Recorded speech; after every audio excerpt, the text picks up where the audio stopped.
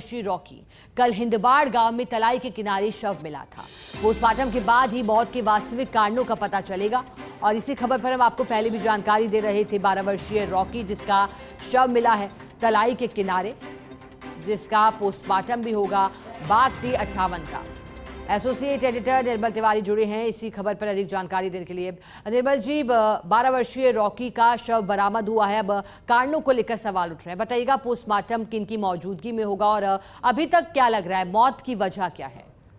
देखिए शिखा, postmortem Rocky का जो पोस्टमार्टम है T58 का वो शुरू हो गया। मेडिकल बोर्ड जो गठित किया गया था उसके तमाम जो चिकित्सक हैं वो उसका पोस्टमार्टम कर रहे हैं। फील्ड डायरेक्टर अनूप केआर वहां पर मौजूद हैं, डीसीएफ मानस सिंह है, उसके अलावा WII, NTCA और तमाम जो जिला प्रशासन के प्रतिनिधि होते हैं उनकी मौजूदगी में उसका पोस्टमार्टम किया जा रहा है। देखिए घटना बड़ी दुखद है और खास बात यह है कि अनूप केआर जो वहाँ के फील्ड डायरेक्टर हर पहलू की जांच करा रहे हैं कि क्या कारण था कि हिंदवाड़ में कल सुबह तक वो वहाँ खेत में दिखाई दे रहा था और शाम को अचानक उसका एक तलाई के किनारे शव मिलता है। उन्होंने ये भी देखने की कोशिश की कि पुराना इतिहास हिंदवाड़ का क्या रहा है, वहाँ पहले भी क्या बाघों के साथ किसी तरह की घटना हुई या नहीं हुई है, फलोदी रेंज में अभी तक कितने बाघों की मौत हुई है और क्या कारण रहे हैं। तमाम पहलुओं पर जांच की जा रही है क्योंकि शरीर पर चोट का निशान नहीं है, शरीर पर किसी तरह का और निशान नहीं है। तो ऐसे में लगता है कि या तो जिस तरह की बातें सामने आ रही थी कि करंट लगने से उसकी मौत हो सकती है, जहर देने से उसकी मौत हो सकती है। तमाम पहलुओं की कुछ देर में ही जो हकीकत है वो सामने आ जाएगी क्योंकि पोस्टमार्टम चल रहा है और जैसे ही पोस्टमार्टम पूरा होगा उसके बाद मेडिकल बोर्ड पोस्टमार्टम की रिपोर्ट को सामने रखेगा तो उससे ये पता चलेगा कि किस वजह से रॉकी की मौत हुई। लेकिन खास बात यह है शिखा, एक पूरे घटनाक्रम में कि एक बाघ जो परसों जंगल से निकलकर खेत में पहुंचता है, कल सुबह तक खेत में दिखाई देता है और अचानक शाम को उसकी मौत हो जाती है और शरीर पर चोट के निशान भी नहीं है, तो निश्चित तौर पर जांच का विषय है। और इसके साथ साथ ही कल एक पैंथर की भी बॉडी मिली थी बैराउंडा क्षेत्र में जो रणथंभौर से लगता हुआ है, उसके पास भी एक भैंस का कारकस देखा गया था।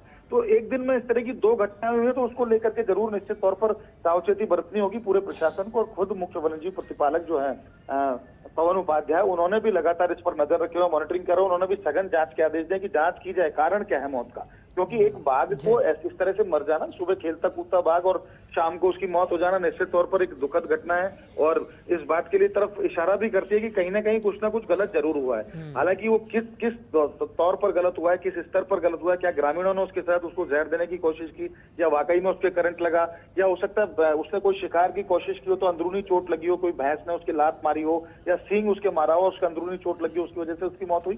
तमाम कारण हो सकते हैं, लेकिन निश्चित तौर पर एक मॉनिटरिंग की पूरी व्यवस्था है रणथंभौर के अंदर, ट्रैकिंग की पूरी व्यवस्था है।